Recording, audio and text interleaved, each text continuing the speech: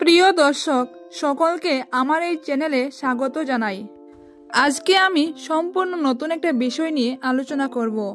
বন্ধুরা, আজকের এই ভিডিওতে আমরা জানব যে প্রত্যেক স্ত্রীর কি সেই এমন জিনিস যা প্রত্যেক স্বামীকে নির্লজ্জ হয়ে দেখা উচিত। আর যে সকল স্বামী তাদের স্ত্রীদের এই তিনটি জিনিসের উপর নজর রাখে তাদের ঘরে কখনো অভাব বাসা বাঁধতে পারে না, তার ঘর সর্বদা দ্বন্দ্বলতে ভরা থাকে। বন্ধুরা, তাহলে চলুন জেনে নেওয়া যাক কি সেই তিনটি বিষয় যা প্রত্যেক স্বামীরই জেনে রাখা উচিত। ভিডিওটি শুরু করার আগে আপনাদের কাছে একটাই অনুরোধ, চ্যানেলে যদি নতুন হয়ে থাকে তাহলে দয়া করে আমার এই ছোট্ট চ্যানেলকে সাবস্ক্রাইব করে আমার পাশে থাকবেন এবং আপনাদের মূল্যবান মতামত নিচের কমেন্টে জানাতে ভুলবেন না। বহু বছর আগের কথা, এক গ্রামে সুমন নামে এক ব্যক্তি বাস করত। তার সাথে তার স্ত্রীর সম্পর্ক একদম ভালো ছিল না। সুমন বাবুকে তার স্ত্রী সবসময় অপমান করতেন এবং নানান কথা বলে খোঁটা দিতেন। সুমন বাবুর টাকা পয়সার প্রচুর অভাব ছিল। তিনি প্রচুর পরিশ্রম করতেন, কিন্তু তারপরেও তার ঘরে কখনো মা লক্ষ্মী উদয় হতেন না। তার উপার্জন করা সমস্ত অর্থই কোনো না কোনোভাবে খরচ হয়ে যেত। তিনি চাইলেও সেই অর্থ ধরে রাখতে পারতেন না। টাকা পয়সার অভাবের জন্য তার স্ত্রী তাকে প্রায়শই নানান ধরনের কথা শোনাতেন। যত দিন যেতে লাগলো সুমন বাবু এত গরিব হয়ে পড়তে লাগলেন যে তার ঘরে টাকা পয়সা তো দূরের কথা, ঠিক করে দুই বেলা দুই মুঠো খাবার জোগাড় করতে তিনি পারতেন না। তিনি যখন খাবার জোগাড় করতে ব্যর্থ হতেন তখন তার স্ত্রী তাকে নানান ধরনের কথা বলে খোঁটা দিতে লাগলেন। তিনি তার স্ত্রীর এমন অবহেলা সহ্য করতে না পেরে মনে মনে স্থির করলেন তিনি তার সাথে আর সংসার করবেন না।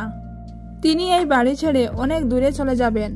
আবার সেই কাজ, তিনি তার বাড়ি ছেড়ে চলে যাওয়ার উদ্দেশ্যে বেরিয়ে পড়েন। সুমন বাবু বনের মধ্যে দিয়ে এক নির্জন পথে হাঁটতে শুরু করলেন। হাঁটতে হাঁটতে খেয়াল করলেন এক বৃদ্ধ অসহায় লোক একটা গাছের নিচে ক্ষুধায় কাতর হয়ে বসে আছে। তিনি এক দৌড়ে তার কাছে গিয়ে জিজ্ঞাসা করলেন, বাবা, আপনার কি হয়েছে? আপনি এমন চটপট করছেন কেন? তখন সেই বৃদ্ধ লোকটি সুমনবাবুকে বলে, আমি গত 5 দিন ধরে কোনো খাবার খাইনি এবং জলও পান করিনি। আমার প্রচুর খিদা ও চেষ্টা লেগেছে।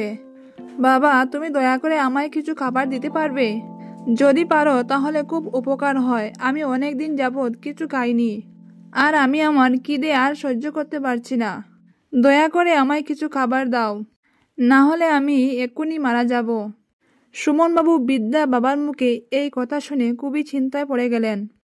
তিনি তার সঙ্গে করে নিয়ে আসা শুকনো মুড়ি সেই বৃদ্ধা বাবার সামনে দিয়ে বললেন, বাবা, আমার কাছে দেওয়ার মতো শুধু এই শুকনো মুড়িগুলোই আছে, যেটি আমি বাড়ি থেকে আসার সময় সঙ্গে করে নিয়ে এসেছিলাম নিজের জন্য।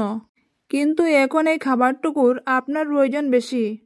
তাই বাবা, দয়া করে এই খাবারটি গ্রহণ করুন এবং আপনার ক্ষুধা নিবারণ করুন। তখন বৃদ্ধা লোকটি আর এক মুহূর্ত দেরি না করে সেই শুকনো মুড়িগুলি এক নিমিষেই খেয়ে নিলেন এবং পাশে দিয়ে বয়ে যাওয়া নদী থেকে জলপান করে একটু শান্ত হয়ে সেই গাছের নিচে বসলেন এবং সুমনবাবুকে জিজ্ঞাসা করলেন, এই নির্জন জঙ্গলের মধ্যে দিয়ে তুমি কোথায় যাচ্ছ? তখন সুমনবাবু উত্তর দিলেন, যেদিকে দু চোখ যায় সেদিকেই চলে যাচ্ছি। আমি জানি না আমি এখন কোথায় যাব। আমি শুধু এইটুকু জানি আমি আর ঘরে ফিরে যাব না। তাতে এই জঙ্গলে যদি আমার মৃত্যু হয় তাতে আমি সেটার জন্য প্রস্তুত আছি।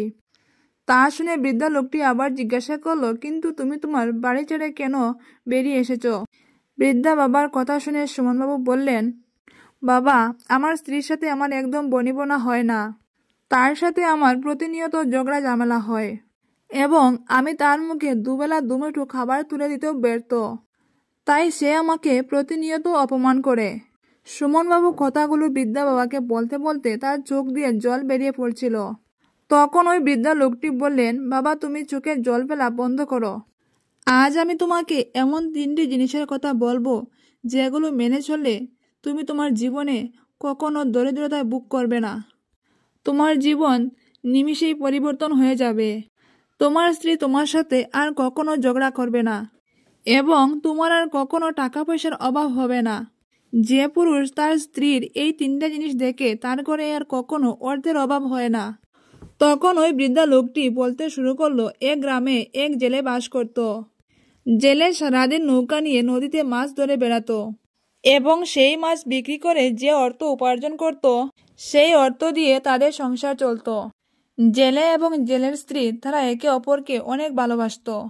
সেই গ্রামে সকলে বলাবলি করত, জেলে তার স্ত্রীকে ছাড়া কিছুই বুঝে না। তাদের ভালোবাসা দেখে সেই গ্রামের মানুষেরা অনেক হিংসা করত। তাদের এমন ভালোবাসার কথা একসময় রাজার কান পর্যন্ত পৌঁছে যায়। রাজা যখন রানীকে সেই জেলে এবং জেলের স্ত্রীর কথা বলছিলেন, তখন রানী রাজাকে বললেন, জেলের স্ত্রী হয়তো অনেক ভালো, তাই জেলেকে এত ভালোবাসে। রাজা রানীর কথা বিরোধিতা করে বললেন, না, জেলের স্ত্রী থেকে জেলে অনেক বুদ্ধিমান, তাই সে তার স্ত্রীকে বেশি ভালোবাসে। জেলে এবং জেলের স্ত্রী কে কাকে বেশি ভালোবাসে এই নিয়ে রাজা এবং রানীর মধ্যে দ্বন্দ্ব বেঁধে যায়। সেই দ্বন্দ্ব এক পর্যায়ে চরম সীমায় পৌঁছে যায়।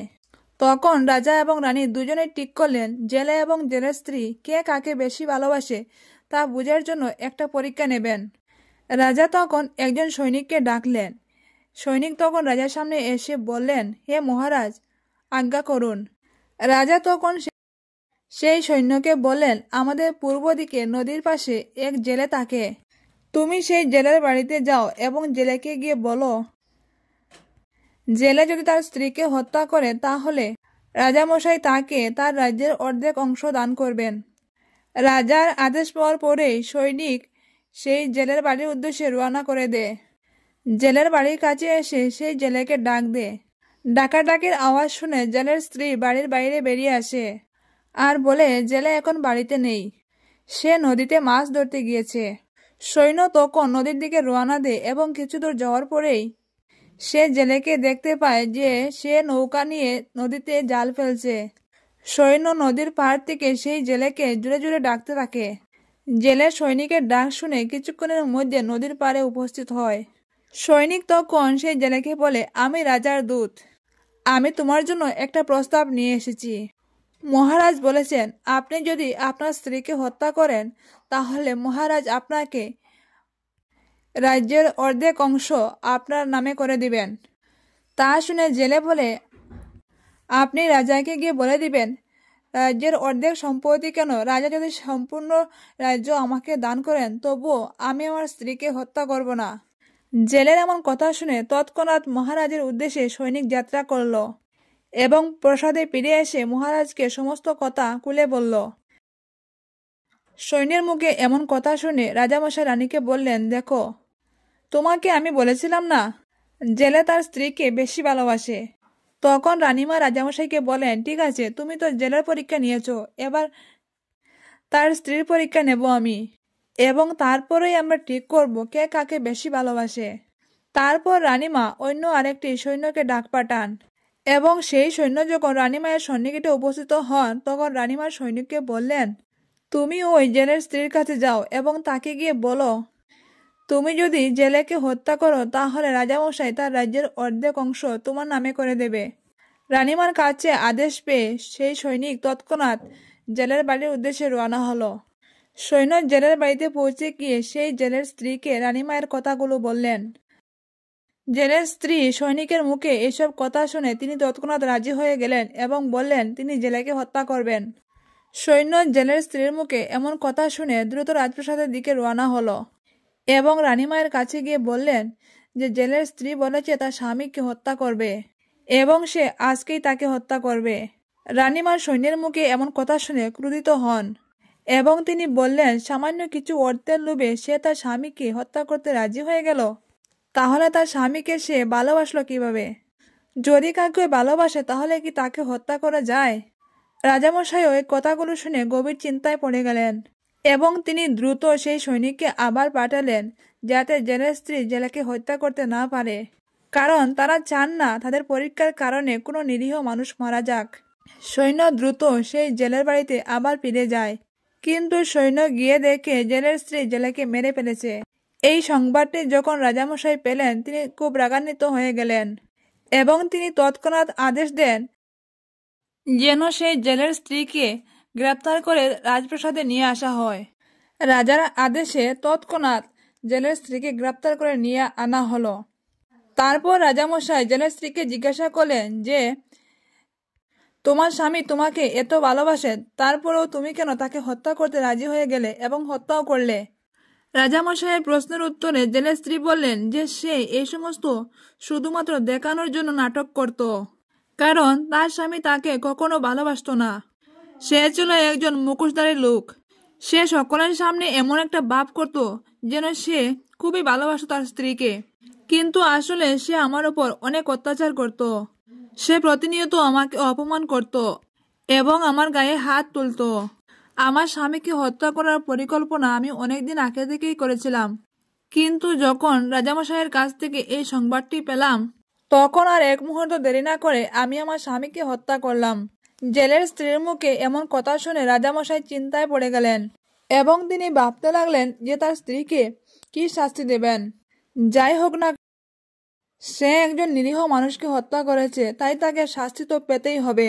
প্রিয় দর্শক, এতক্ষণ ধরে এই গল্পটি বৃদ্ধা বাবা সুমনবাবুকে শোনাচ্ছিলেন।